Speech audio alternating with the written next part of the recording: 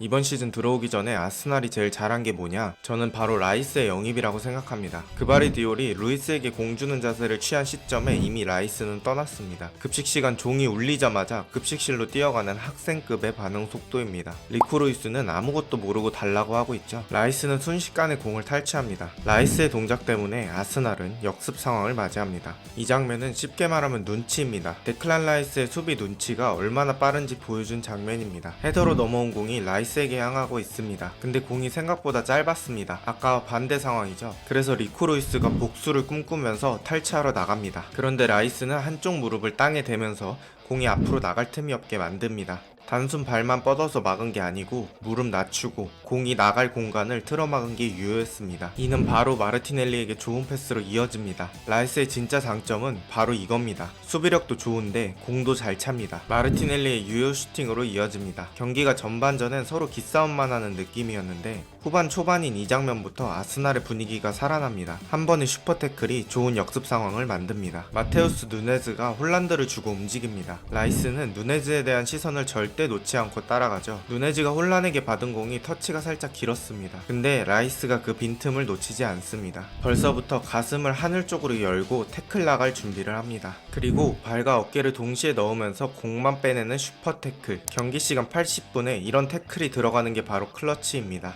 진정한 클러치 능력을 보여주는 라이스입니다.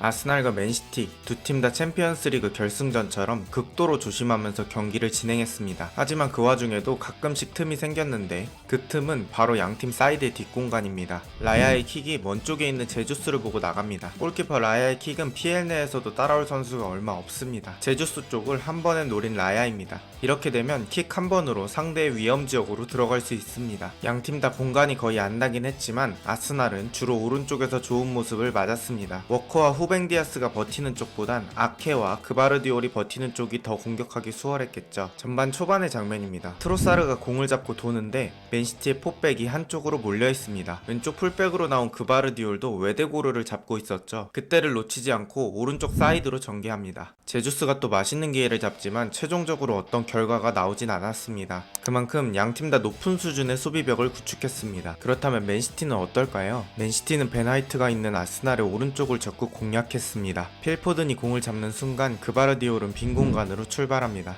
오른쪽 풀백인 베나이트가 포든을 잡으러 왔기 때문에 그 공간은 제주스가 커버해줘야 했죠. 수비 자리는 순간적으로 스위치가 자주 일어납니다. 마크맨이 바뀌는 일도 많고 내 자리도 아닌데 내가 수비 나가야 할 일도 많죠. 아스날의 수비 스위치에서 문제가 생긴 겁니다. 포든이 그바르디올에게 맛있는 패스를 넣어줍니다. 그바르디올은 라야도 넘기면서 질 좋은 크로스를 넣어주지만 아쉽게도 홀란드의 머리는 지나갑니다. 맨시티도 조금씩 아스날의 균열을 만듭니다. 홀란드에게 공을 받은 알바레즈입니다. 이때는 아스날 수비가 거의 일자로 형성되어 있죠. 이런 상황에선 사이로 주기는 좀 까다롭습니다. 키를 넘겨서 주거나 넓게 감아차서 사이드로 벌려야죠. 알바레즈의 위쪽 전개 패스 차단을 한 번에 시도해보려고 베나이트가 순간적으로 라인을 이탈합니다. 화이트의 이동을 눈치챈 알바레즈가 바로 주지 않습니다. 한 타이밍 기다렸다가 주는 알바레즈 덕분에 아스날의 오른쪽 뒷공간은 비게 되었죠. 그바르디올에게 양질의 패스가 넘어갑니다. 그 이후 슈팅까지 가지만 아스날의 수비벽에 막힙니다. 이처럼 양팀은 사막 속에서 오아시스를 측면 뒷공간에서 찾곤 했습니다. 전반 28분에 외데고르가 살리바에게 공을 받으려는 찰나에 코바치치가 접근합니다. 이 태클이 외데고르의 발목 쪽으로 들어갑니다. 여기서 외데고르의 발목이 접질리게 되는데 문제는 스터드를 들고 태클이 들어간 것이죠. 이 태클은 퇴장 VAR을 돌려봤지만 경고로 끝납니다. 많은 논란을 낳은 장면입니다. 코바치치와 맨시티 입장에선 다행이겠죠.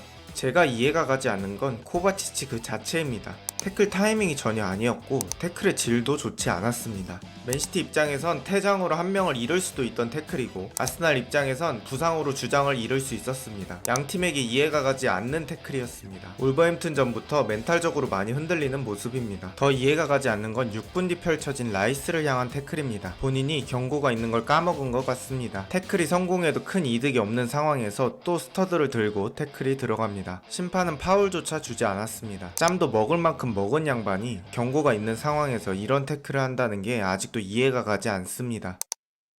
양팀 다 전반전은 조심히 가져갔습니다. 그리고 후반전에선 승부를 걸기 위해 맨시티가 먼저 칼을 뽑습니다. 리코 루이스, 훌리안 알바레즈, 코바치치가 빠지고 존 스톤스, 마테우스 누네즈, 제레미 도쿠가 들어갑니다. 결과론적인 얘기지만 조금 아쉬움을 꼽자면 요새 폼이 좋은 알바레즈는 계속 남겨두는 게 어땠을까라는 생각이 들었습니다. 아스날도 7분 뒤 교체 카드를 꺼내듭니다. 조르지뉴, 진첸코, 은케티아가 빠지고 하베르츠, 토마스 파티, 토미야스가 들어갑니다. 결과적으로 이 얼굴들이 경기를 결정짓는데 큰 역할을 합니다.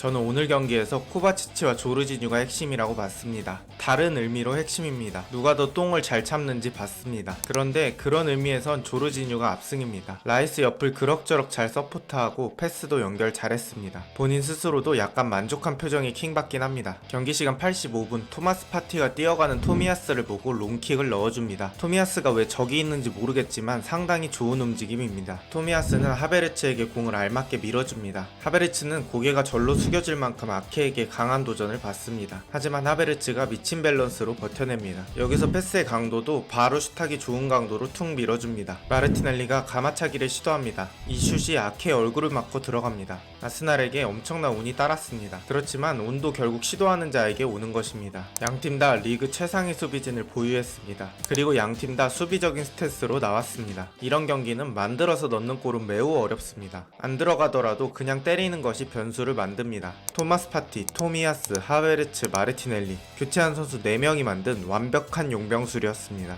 결국 경기는 1대0으로 종료되며 아스날이 승리합니다. 맨시티는 리그 2연패를 기록하게 되었습니다. 정말 오랜만에 보는 맨시티의 리그 2연패인 것 같습니다. 그리고 토트넘과 아스날, 북런던의 두 팀이 유일하게 패배 없이 순항 중입니다. 과연 아스날은 이 기세를 유지할 수 있을까요? 그리고 맨시티는 위기를 극복하고 명예를 회복할 수 있을까요? 오늘 영상도 봐주셔서 감사합니다. 좋은 하루 되세요.